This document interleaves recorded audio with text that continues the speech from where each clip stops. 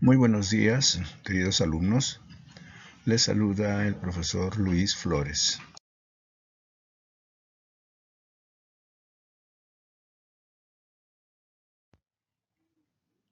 Antes de empezar nuestra clase de hoy, debo recordarles las medidas que debemos tener en práctica todos los días para protegernos del COVID-19. Si ustedes han notado, prácticamente este mal está avanzando, no está disminuyendo. Solo, pienso yo, debido al mal comportamiento que hacen las personas. Nosotros no debemos entrar en ese problema, debemos al contrario eliminar, tratar de no salir, practicar la higiene, porque la situación se está desbordando. Tengamos mucho cuidado.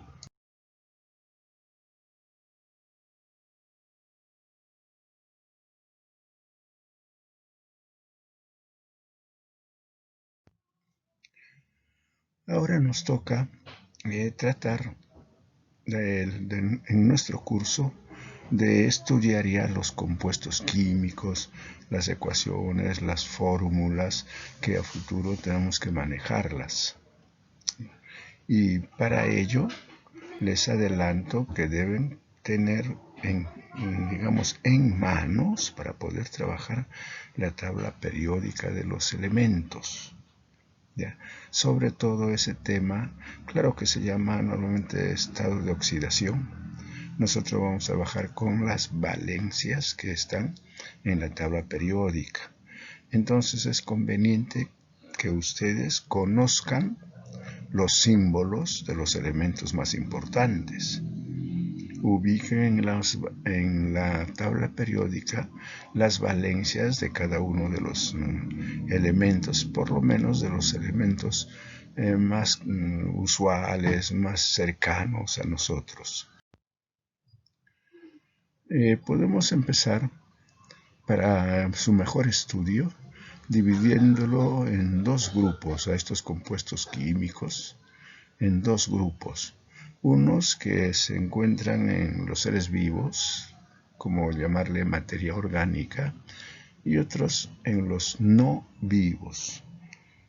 Y por eso es que le vamos a llamar compuestos orgánicos y compuestos inorgánicos, como si dijéramos materia viva, materia no viva. Y tenemos que establecer sus diferencias. Como podemos ver aquí, algunas características. ¿Bien? Sobre todo de los compuestos orgánicos vamos a hablar y vamos a trabajar con el carbono, porque además ellos forman parte de todo ser vivo. No hay ser vivo que deje de tener carbono en su composición. Por si acaso, nosotros en este momento podemos hablar de algún compuesto orgánico sintético, es decir, lo que ha fabricado el ser humano. Y me estoy refiriendo al plástico, a los plásticos, diríamos mejor. Son de origen orgánico, sin embargo se han hecho en el laboratorio, por eso se dice artificiales o sintéticos. Y para terminar de los compuestos orgánicos, hay algunos que se producen en forma natural en el ambiente. Tenemos ahí, por ejemplo, el alcohol y el azúcar, ¿no? Pueden haber otros más. Esos son los orgánicos. En los compuestos inorgánicos algunos solamente tienen carbono. Su origen es lo más importante de esto, su origen mineral. En buena cuenta, estos compuestos inorgánicos están acompañando pues a la Tierra desde su formación, desde hace millones de años. Y aquí tenemos algunos ejemplos, ¿no? La sal, la que usamos, las piedras, el gas oxígeno de la atmósfera y de los otros compuestos. ¿Ya? Esos son los inorgánicos. Y nosotros vamos a empezar a estudiar los compuestos inorgánicos, ¿no? porque van a tener propiedades muy especiales, muy particulares, porque todos van a tener algunos elementos muy característicos que les vamos a llamar grupo funcional. Entonces van a ser semejantes. Los compuestos son muchísimos y cada vez más se van digamos así, aumentando, se van acumulando más los compuestos inorgánicos y los compuestos orgánicos. No es que sean únicos, sobre todo en los compuestos inorgánicos, cuando se trabaja en la industria. Algo parecido va a ocurrir en los compuestos orgánicos. Tenemos otros diferentes, nuevos. Imagínense nomás como cuando se elaboran remedios. Cada vez son mejores, cada vez aparecen más, etc. Todo eso es proceso, digamos, químico. Pero nosotros vamos a empezar este capítulo con los compuestos inorgánicos. Aquí vemos un grupo de ciertas sustancias orgánicas e inorgánicas, ¿ya? Entonces los de la derecha, vean ustedes, esos componentes en la fruta, las papas, etcétera, etcétera, son orgánicos, ¿no? Especialmente carbono en su presencia. Y en los otros son los inorgánicos. Noten ustedes, el jabón, puede ser la lejía, el gas. Esos son ejemplos de compuestos inorgánicos. Observemos este esquema que debemos aprenderlo, porque eso es lo que vamos a hacer. En un principio, por ejemplo, vamos a combinar, no mezclar, porque es compuestos químicos inorgánicos, eso sí, el oxígeno con el metal. Y no lo vamos a combinar de cualquier manera, utilizando la valencia, el mecanismo que iremos conociendo. Y si combinamos, repito, no mezclamos, combinamos oxígeno con metal, nos va a dar un compuesto que se va a llamar óxido básico. Si a ese óxido básico le sumamos agua, vamos a tener un hidróxido. Ya veremos de cada uno de ellos. Si pasamos eso es con el metal. Ahora, si vamos a trabajar con el no metal, los que no son metales, también vamos a tener óxidos, pero ácidos. También son óxidos, noten, el principio uno es básico, el otro es ácido. Al combinarse oxígeno y no metal, nos va a dar óxido ácido. Si le añadimos agua, nos va a dar ácido oxácido. Y si combinamos los hidróxidos con el ácido oxácido en cantidades matemáticamente exactas, vamos a obtener otro compuesto que se va a llamar sal oxisal y nos dará también como resultado una o dos o más moléculas de agua. Entonces, chicos, fíjense ustedes, oxígeno más metal, óxido básico, más agua, ¿no? Nos va a dar hidróxido, etc. Fíjense bien este esquema, esto tenemos que manejarlo y ahí sería muy interesante que llegáramos a hacer hasta sal oxisal, porque vamos a hacer sus ecuaciones, vamos a escribir la química y tenemos que conocer también sus nombres, lo que se llama, más adelante les anotaré, la nomenclatura.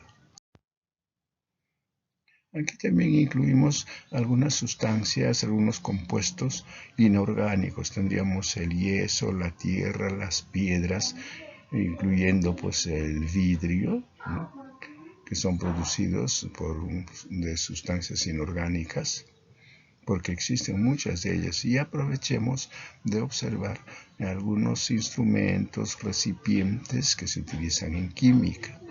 El matraz de Erlenmeyer y los vasos de precipitados, por ejemplo.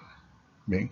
Entonces todo eso tiene que ver mucho con lo que nosotros vamos a ir aprendiendo.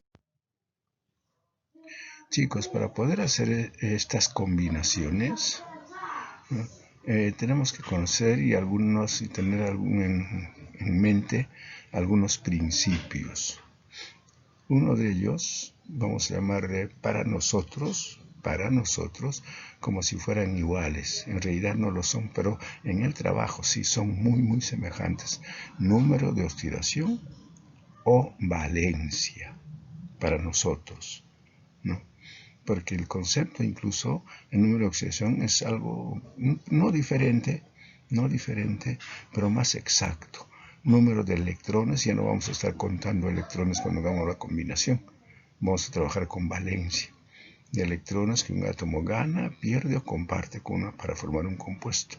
Y eso que tienen que hacer, chicos, en cantidades precisas, exactas, matemáticamente exactas. Para obviar esta parte, vamos a trabajar con valencias que sí podemos encontrar en su tabla periódica, ¿no? Por si acaso, si tiene valencia 1, se llama monovalente. Divalente, valencia 2, trivalente, valencia 3, tetravalente, pentavalente, hexavalente, hasta heptavalente. Octavalente no hay, es hasta hepta. Hepta es 7, hexa es 6, penta es 5, tetra es 4. ¿Ya? Y hay algunos elementos que tienen varias clases de valencia.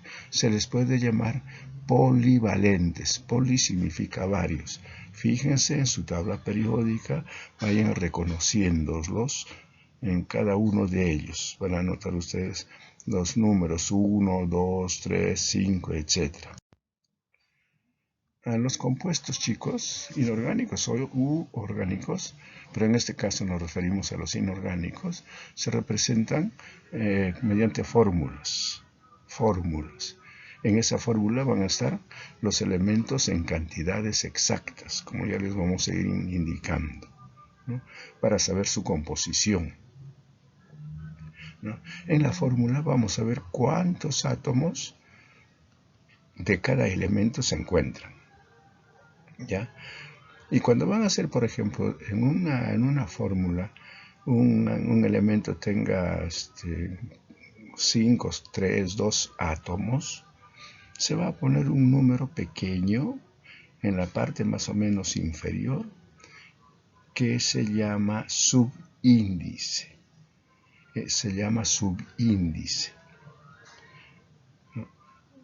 Y cuando sea un solo elemento, un solo átomo, ese subíndice ya no se pone, se sobreentiende, así como hacen en matemática.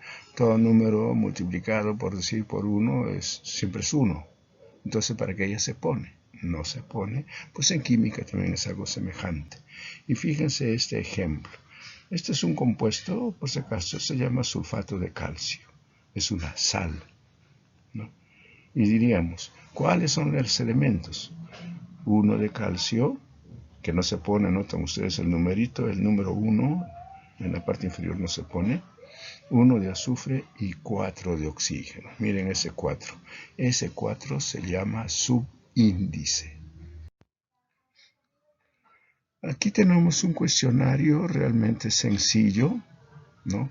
Realmente sencillo que ustedes deben desarrollarlo. No se olviden, estamos entregando notas, libretas de notas de ustedes e informando a los padres cómo es su desempeño de cada uno de ustedes.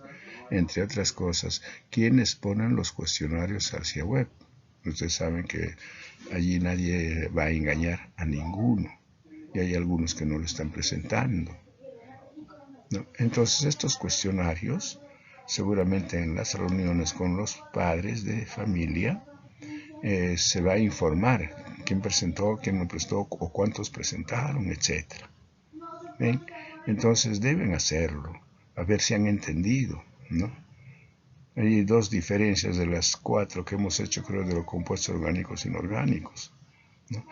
Por ejemplo, cuando dice cómo se obtienen los hidróxidos, ustedes miren en ese cuadrito y van a ver que va a ser óxido más agua, ¿no? Y simplemente ese es el hidróxido. Recién vamos a hacer. Ahora, monovalente, divalente, lo acabo de decirles, está escrito. Entonces, monovalente, valencia 1, divalente, valencia 2 y así. Y en la tabla periódica, eso sí, búsquenlo ustedes. Nadie está obligado a memorizar las valencias. Para eso tenemos la tabla de estos elementos. Y se los dejo así, porque se supone que ustedes ya conocen estos elementos, cómo se llama. Tal vez esta vez la última les diga potasio, cloro, cobalto y azufre. No se olviden que si hay un elemento que tiene cuyo símbolo es de 2 letras, la primera es en mayúscula y la segunda en minúscula. Si es una sola letra, siempre con mayúscula. Y en este último caso, fíjense ustedes 2 componentes. Cantidad de átomos que hay en los siguientes compuestos. Como en matemática, en el último ejercicio, fíjense, hay un OH rodeado, entre paréntesis, por decir así, un grupo o agrupación, que dice 3. Quiere decir, chicos, que ahí hay un fierro o hierro, un átomo de hierro, 3 átomos de oxígeno y 3 átomos de hidrógeno. Del otro caso, creo que ya lo pueden ustedes deducir. Vuelvo a insistir, chicos, de nuestro comportamiento que debemos tener estos días, sobre todo. Pareciera que ya no vamos a salir, por ejemplo, los domingos, por lo menos, ¿no? A ver si en algo disminuyen estas cosas realmente bárbaras que está haciendo incluso la gente, con fiestas, con reuniones, como que si no les importara nada. Y seguramente están portando este virus que contagia a la gente. Tengamos mucho cuidado. Ustedes deben saber que hasta las reuniones, por decir así, familiares, no deben hacerse. No deben hacerse porque de todos modos es un riesgo. Cuídense mucho, chicos, cuídense mucho. Ustedes deben entender que lo mejor que debemos tener nosotros es nuestra salud. Muy buenos días.